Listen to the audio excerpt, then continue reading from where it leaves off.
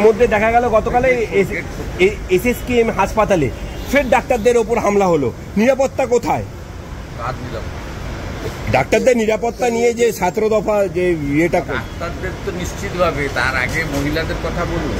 রাজ্য সরকার অ্যাডভাইসারি দিয়ে ডাইরেকশন দিয়ে বলছেন রাত্রিটা মহিলাদের জন্য নিরাপদ নয়। এই লজ্জা রাখার কোনো জায়গা আছে? এখানে সংসদে, বিধানসভায় মহিলাদের আসন সংরক্ষণ বিল পাস হচ্ছে, নারী সশক্তিকরণের কথা বলা হচ্ছে। কেন্দ্র রাজ্য সরকারগুলি মহিলাদের কেন্দ্রিক জনকল্যাণমূলক কর্মসূচি ঘোষণা করছে, কার্যকর করছে।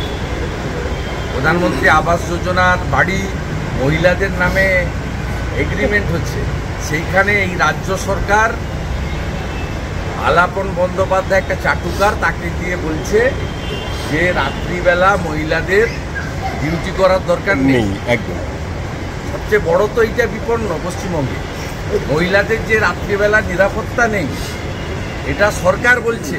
নবান্ন থেকে মুখ্যমন্ত্রীর সাদা হাতি পোষার মতো যাদের অ্যাডভাইসার করে রেখেছেন 3 লক্ষ টাকা করে মাসে খরচ করে, তারা বলছেন। এরপরে বলবে যে দিনের বেলাও মহিলারা বাড়ি থেকে বেরোবেন না। মুখ্যমন্ত্রী সবসময় মহিলা সংরক্ষণের কথা বলেন, সব থেকে বেশি আসন তারা দেন, মহিলা সংরক্ষণের কথা বলেন। সেখানে দাঁড়িয়ে তারই সরকার এই ধরনের অ্যাডভাইজারি আনছে। বললাম তো, পশ্চিমবঙ্গে নারী স্বাধীনতা, নারী সুরক্ষা, নারীর অধিকার, নারীর নিরাপত্তা সবটাই বিপন্ন। তার জন্য দায়ী মমতা বন্দ্যোপাধ্যায়। মুখ্যমন্ত্রীকে আক্রমণ তিলোত্তমার বাবা মা। মুখ্যমন্ত্রীর বিচার চেয়ে যারা প্রতিবাদ করছে তাদের ওপর আক্রমণ করছে, বারবার প্রতিবাদ। আমি তো করবো ওনার বাবাকে, জাতীয় পতাকা নিয়ে নবান্ন যাওয়ার কলটা দিন না ওনার বাবাকে আসতে হবে না। বয়স্ক মানুষ, শোকাতুর হৃদয় নিয়ে আছেন। আমরা বাকিটা যা করার করে দেবো। জাতীয় পতাকা নিয়ে, ন্যাশনাল ফ্ল্যাগ নিয়ে উনি কলটা দিন। আমাদের পলিটিক্যাল সীমাবদ্ধতা আছে, আমরা কল দিতে পারছি না, বা সামগ্রিকভাবে রাজনৈতিক দল নিজের মত প্রকাশ করছে। এবং এখানে বিজেপি, সিপিএম, তাদের বিভিন্ন বা অন্য রাজনৈতিক দল, সংগঠন, তাদের নিজস্ব কিছু দায়বদ্ধতা আছে, বাধ্যবাধকতাও আছে।